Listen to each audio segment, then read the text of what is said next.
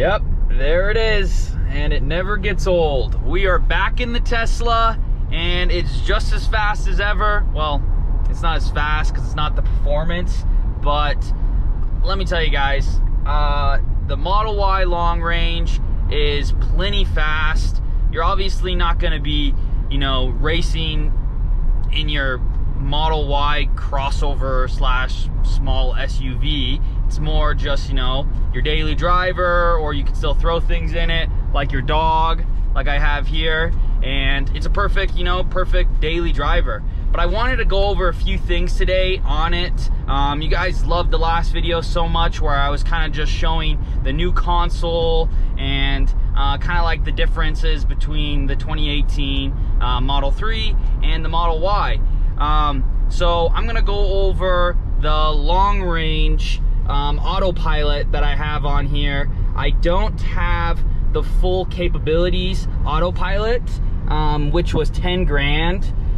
You can add that at any time, so it is still super accessible to get, but I wanted to show you what it comes with just standard, and it keeps you in the lane.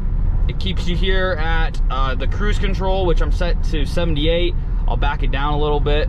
Don't want another ticket because I did just get a ticket, and that was driving my Gladiator. So yes, like my wife said, I have actually gotten 2 tickets in 1 month. So, you know, it's just bad luck. But the Gladiator, you can speed in it. So there it is. If you want to go fast still, you can still get Gladiator. I haven't gotten a ticket in Tesla yet, so keep my fingers crossed. But let's jump back to the Autopilot. So it's yelling at me because it wants me to grab it, put my hands on the steering wheel.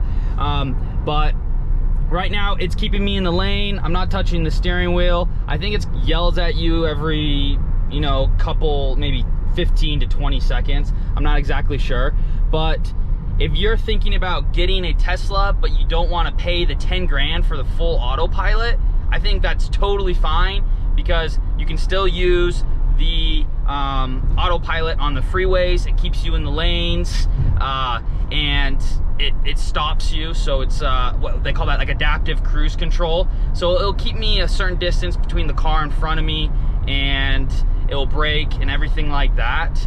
But if you want to have the ability to summon your vehicle, like in a parking lot, or if you want to take exits or stop at stoplights or stop signs, then yeah, you want to spend the 10 grand. But if taking stoplights and stop signs and summoning your vehicles not worth 10 grand to you, I definitely wouldn't spend the 10 grand on it, because the vehicles already are amazing and they're way above the technology than other cars.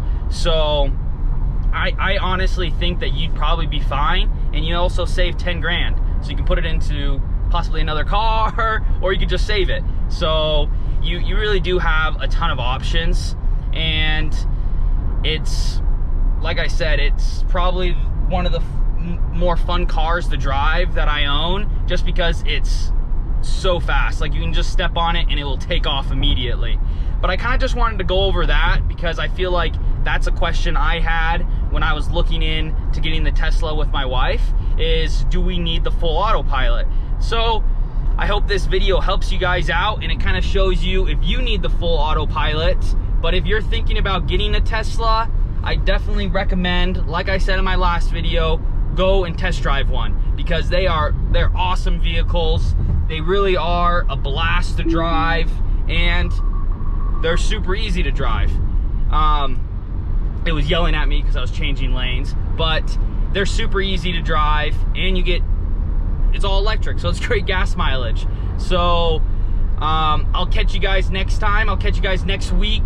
I actually have some great news, some mods coming for the Gladiator, so make sure to tune in to next week's video, and we will see you guys next week in Salty Gears Off-Road shop, because we are doing some things on the Gladiator. Thanks so much for watching, and I'll see you next week.